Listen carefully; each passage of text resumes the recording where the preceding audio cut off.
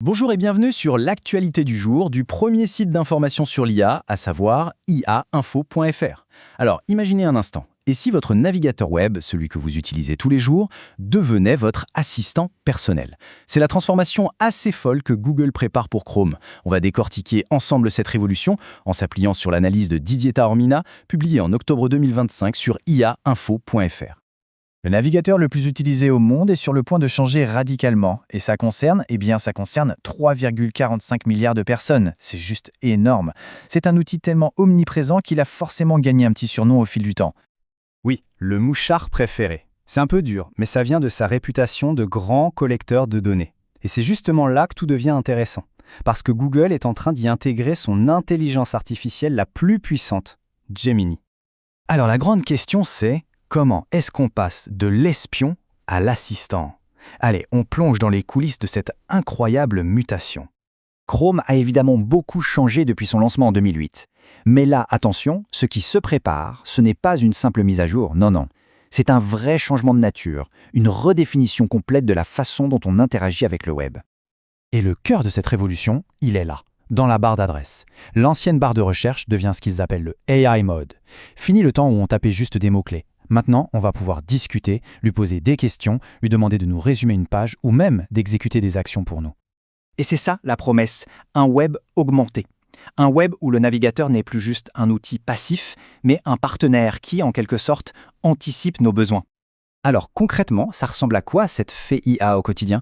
Eh bien, imaginez, elle peut vous résumer en un clin d'œil une page web beaucoup trop longue, elle peut remplir à votre place ces formulaires administratifs qui n'en finissent pas, ou encore, elle peut gérer et même modifier proactivement vos mots de passe s'ils ont été compromis. Et au-delà du simple confort, Google met en avant un argument de poids, la sécurité. Grâce à un modèle d'IA plus petit, Gemini Nano, l'analyse peut se faire directement sur notre machine en temps réel. Le but? Détecter les arnaques, comme les fausses alertes de support technique, sans même avoir à envoyer nos données sur les serveurs de Google. C'est vrai que sur le papier, la promesse est fascinante. Un navigateur plus intelligent, plus sûr, plus personnel. Mais la question se pose, une telle innovation, est-ce que ça peut vraiment arriver sans aucune contrepartie? Et c'est là que l'analyse bascule un peu. Parce que derrière cet assistant qui semble parfait, se cachent des dangers bien réels qui méritent qu'on s'y attarde. Le tout premier risque, c'est la fiabilité. C'est simple, l'assistant peut se tromper.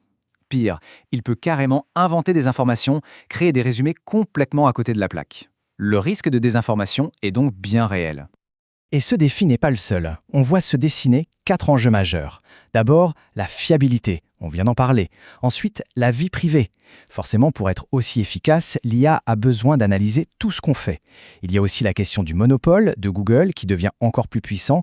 Et enfin, la régulation. Les autorités, surtout en Europe, regardent tout ça avec une très grande attention. Et puis, il faut ajouter à ça un vieux problème que Chrome n'a jamais vraiment réussi à régler, les extensions malveillantes. Des enquêtes ont montré que beaucoup d'entre elles continuent de siphonner nos données personnelles. Ça ne fait qu'alimenter une méfiance qui est déjà bien là. On se retrouve donc face à une transformation à double tranchant. C'est un véritable tournant pour notre avenir numérique et il faut bien en mesurer les enjeux. Finalement, tout se résume à ça. Trouver un équilibre. Un équilibre qui s'annonce incroyablement délicat entre la puissance de cette nouvelle technologie et le respect de notre vie privée, de notre libre arbitre. Le changement est vraiment fondamental. Comme le dit cette phrase, Google Chrome n'est plus une simple fenêtre sur le web.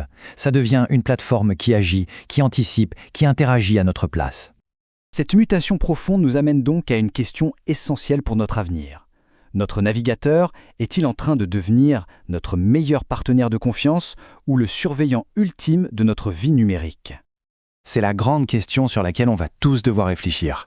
Pour continuer à suivre cette actualité de près, retrouvez toute l'actualité autour de l'intelligence artificielle sur le portail ia-info.fr. Merci de nous avoir suivis.